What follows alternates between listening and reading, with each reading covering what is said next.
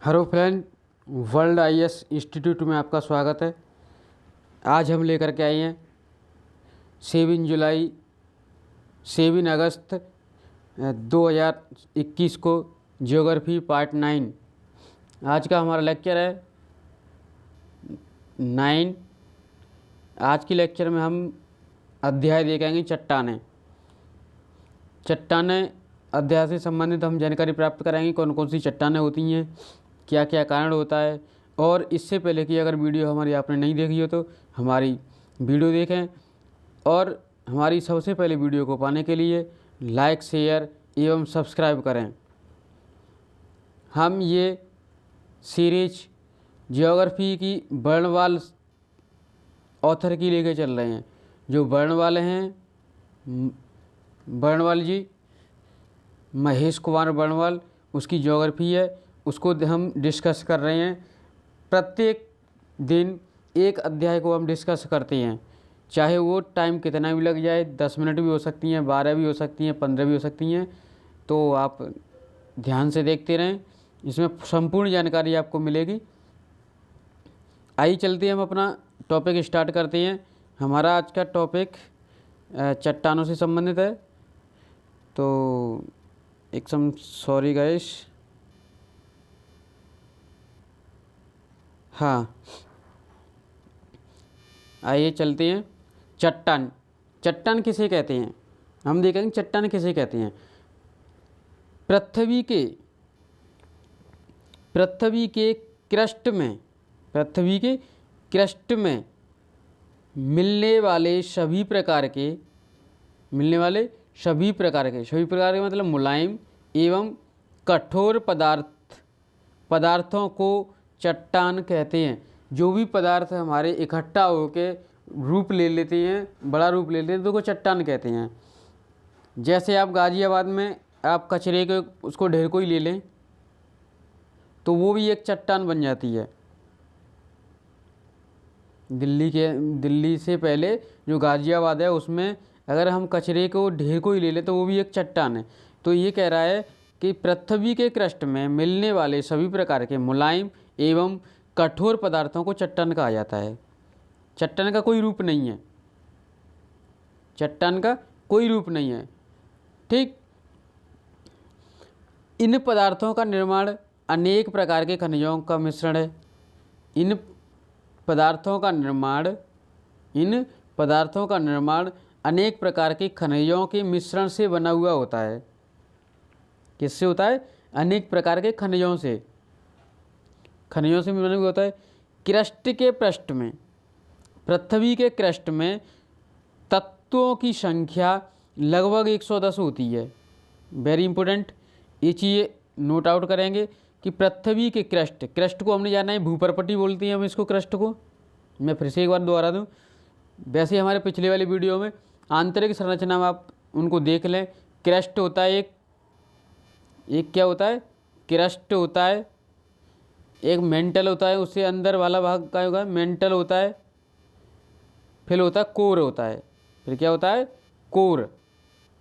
तो ये पृथ्वी की जो आंतरिक संरचना है उसके अंदर देखेंगे अब सबसे ऊपर का भाग, मैंने एक डायग्राम भी बनाया था ऐसे।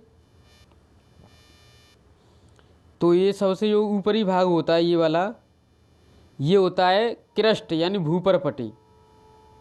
भूपरपटी होता है ये। ठीक, अब इसके बाद जो आता है ये वाला भाग मेंटल होता है,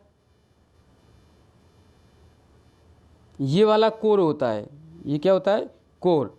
तो ये ज़्यादा लंबा हो जाएगा, आप इससे पहले का वीडियो देख लें, समझ में आपको आ जाएगा क्रस्ट कौन सा होता है। तो पृथ्वी के क्रस्ट में तत्वों की संख्या लगभग 110 होती है। वेरी इंपॉर्टेंट है, पूछ लेगा पृथ्वी के क्रस्ट में कितने तत्वों की संख्या होती है। जो 98% यानी 98% से अधिक बाकी संरचना बनाती है।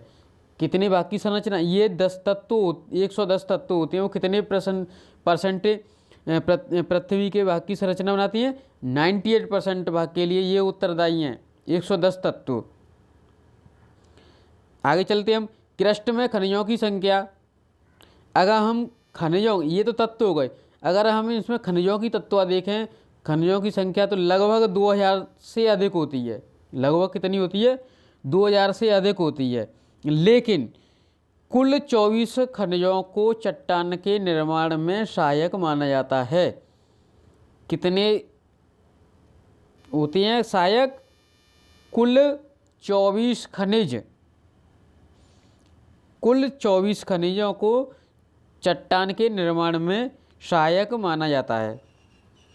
अब हम देखेंगे इन 24 में से भी जो प्रधान है वो 6 हैं। जो प्रधान है वो 6 हैं। इन खनिजों में से भी यही प्रधान रूप से माने जाते हैं। प्रधान रूप से कौन से मानते हैं? 6 तत्व हैं। वो कौन कौन से हम देखेंगे उनको बारी बारी से। 6 तत्व कौन से हैं? सल्फर, फेल्सपार, फेल्सपार है, पहला है फेल्सपार, दूसरा है क्वार्टज, दूसरा है क्वार्टज, क्वार्टज, तीसरा है पैरोक्सिन, पैरोक्सिन्स, चौथा है एम्फीबोल्स।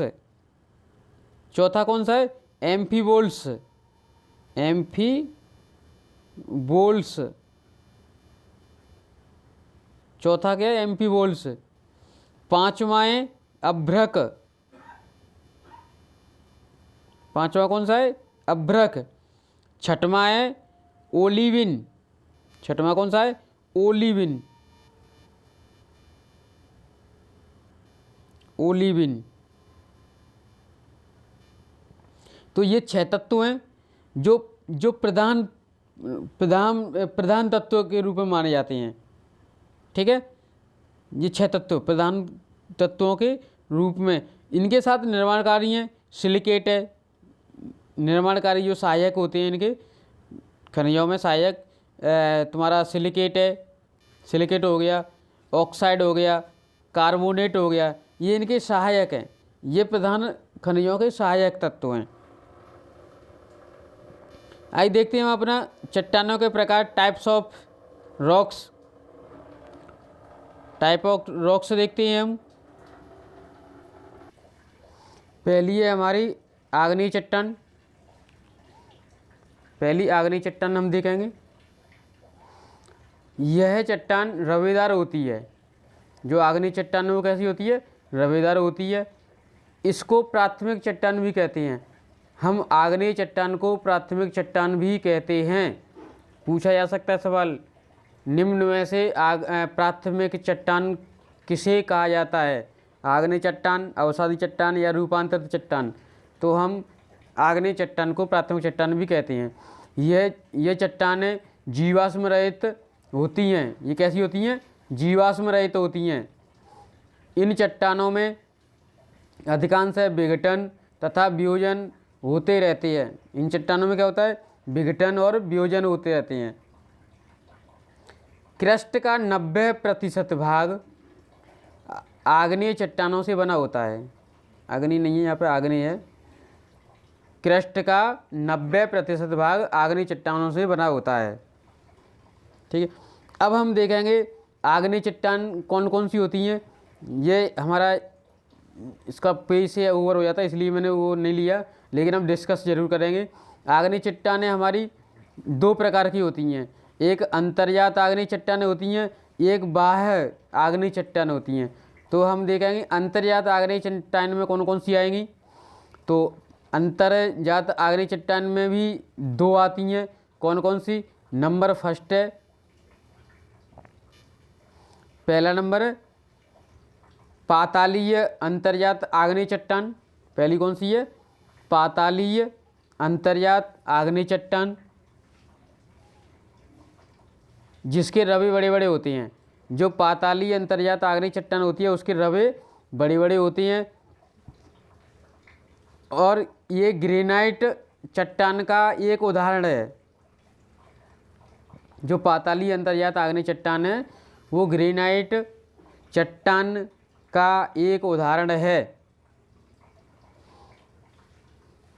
दूसरी आती है इसमें मध्यवर्ती अंतर्जात आग्नेय चट्टान, दूसरी है सेकंड मध्यवर्तीय अंतर्जात आग्नेय चट्टान। ये नली इसके अंदर नलियों में मैग्मा जमने के कारण इसका ये चट्टानों का निर्माण होता है। अपरदन की क्रिया के उपरांत चट्टानों में धरातल पर विभिन्न रूपों के ऊपर नजर आती हैं। ये कैथोलिथ, फैकोलिथ, लेपोलिथ और बेथोलिथ आदि होती हैं। ठीक, अब आती है हमारी दूसरी आती है बाह्य आग्नेय चट्टान। दूसरी कौन सी आती है? बाह्य आग्नेय चट्टान। बाह्य आग्नेय चट्टान जब तरल एवं तप्त जो गर्म मैग्मा या लावा होता है वो भूपरपटी यानी क्रस्ट के ऊपर आ जाता है, तो वो तेजी से ठंडा होने की प्रक्रिया, जब तेजी से ठंडा होता है यानी एक साथ ठंडा होता है तो वो ये बाह्य आग्नेय चट्टानों का रूप ले लेता है। उसी से इसका निर्माण होता है। तरल एवं तप्त मैग्मा या लावा जो भूपरपटी पर आकर जो एक साथ ठंडा होकर जो निर्माण होता है वो बाह्य आग्नेय चट्टानें कहलाती हैं। इसका उदाहरण है ज्वालामुखी चट्टान। ज्वालामुखी चट्टान, इसको ज्वालामुखी चट्टान के नाम से भी पहचाना जाता है। इसके रवे छोटे होते हैं।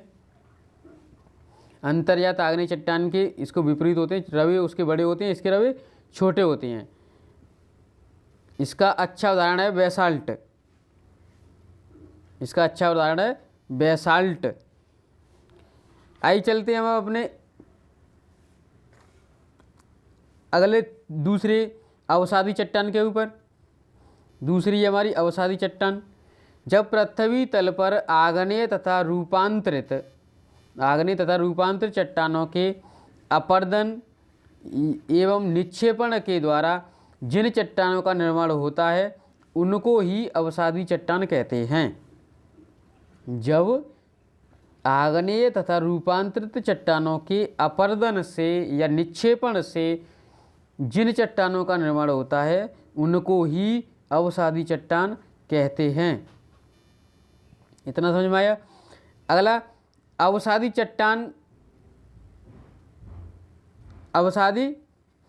चट्टान का विकास प्रस्तावित या प्रतिदार के रूप में होता है। ये कहाँ से? हाँ, इन चट्टानों में जीवाश्म की संख्या पर्याप्त मात्रा में पाई जाती है। जब इन चट्टानों का उनसे आग्नेय चट्टानों उनके कारण बनती है तो इसमें जीवाश्मों की संख्या पर्याप्त मात्रा में पाई जाती है। जीवाश्म समझते हैं हम, जैसे पेड़ पौधे दब गए और वो एक काल बाद 100 साल बाद या उसके भी बाद जब वो खुदाई करते हैं तो वो कोयला या पेट्रोलियम के रूप में हमें प्राप्त होती हैं, उसको जीवाश्म कहते हैं। पर्याप्त पाई जाती है, जिससे प्राकृतिक गैस और कोयले के भंडार प्राप्त होने की अधिक संभावना होती है। इनमें यानी अवसादी चट्टानों में कोयले और प्राकृतिक गैस को पर्याप्त मात्रा में होने की संभावना रहती है। क्रस्ट के लगभग 75% भाग पर अवसादी चट्टानें मौजूद हैं। कितने भाग पर? 75% पर भाग पर अवसादी चट्टानें मौजूद हैं। अवसादी चट्टानों को हम बताते चलें, इनको सेडिमेंट्री रॉक्स कहते हैं। अवसादी चट्टानों को हम इंग्लिश में सेडिमेंट्री रॉक्स कहते हैं। इन चट्टानों का योगदान क्रस्ट निर्माण में 5% होता है। जो क्रस्ट होता है, भूपरपटी होती है हमारी, भूपरपटी, उसको 5% निर्माण में इनकी योग्यता इनकी भी होती है, अवसादी चट्टानों की। आगे चलते हैं हम अपने तीसरे पॉइंट की तरफ। हमारा तीसरा पॉइंट है रूपांतरित चट्टानें, जो चट्टानों का प्रकार भी है। पहली हमारी होगी आग्नेय, दूसरी होगी अवसादी, तीसरी है रूपांतरित चट्टानें। रूपांतरित चट्टानें जब ताप एवं दाब के कारण आग्नेय तथा अवसादी चट्टानों के संगठन में कोई परिवर्तन या रूपांतरण होता है तो उसे हम रूपांतरित चट्टान कहते हैं या निर्माण होता है। आग्नेय चट्टान और अवसादी चट्टानों के संगठन में परिवर्तन आने पर या रूपांतरण होने पर जिन चट्टानों का निर्माण होता है उनको रूपांतरित चट्टान कहते हैं। समझ में आया? इससे ये चट्टानें सर्वाधिक कठोर कैसी होती हैं? ये सर्वाधिक कठोर। ये भी आ सकता है कि सर्वाधिक कठोर कौन सी चट्टानें होती हैं? रूपांतरित, कायांतरित, रूपांतरित, अवसादी या आग्नेय।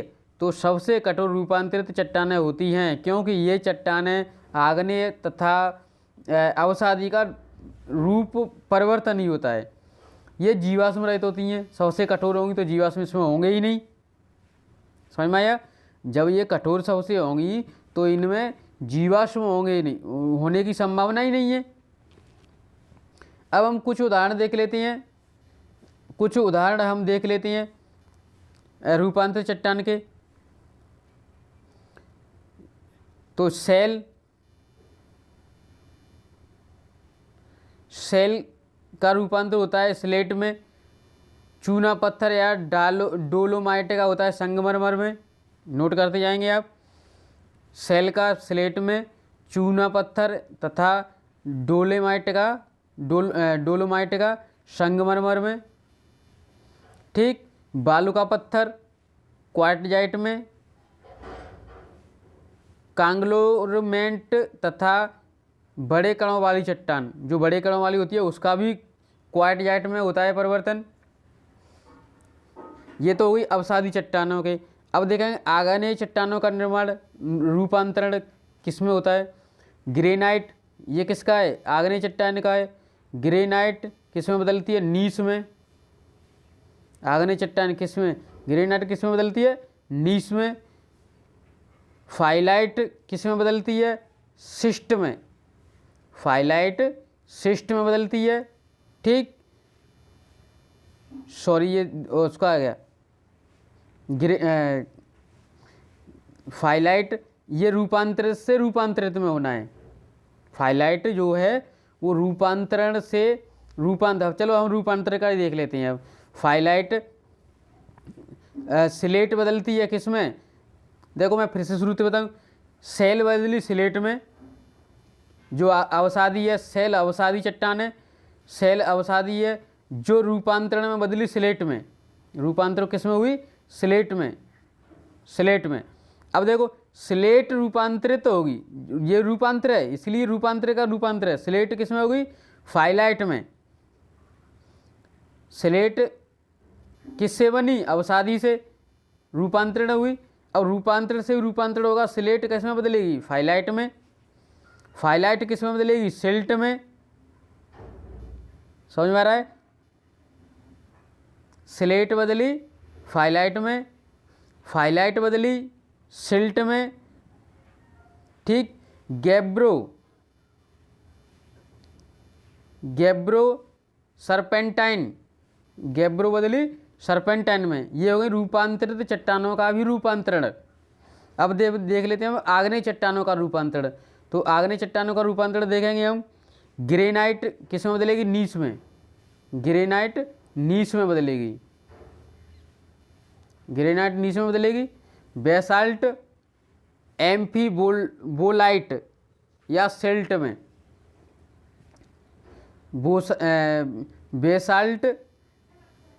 बेसाल्ट या तो एम्फ्लोलाइट में बदलेगी या सिल्ट में बदलेगी। ठीक। ये तो हमारी चट्टानें। आज अगर आपको पसंद आए तो लाइक शेयर एवं सब्सक्राइब जरूर करें, और हमारी वीडियो को आप अपने नज़दीकी दोस्तों में शेयर कर सकते हो, जिससे कि अधिक से अधिक मात्रा में लोग इसका लाभ लें। आज के सेशन में बस इतना ही। Thank you for watching.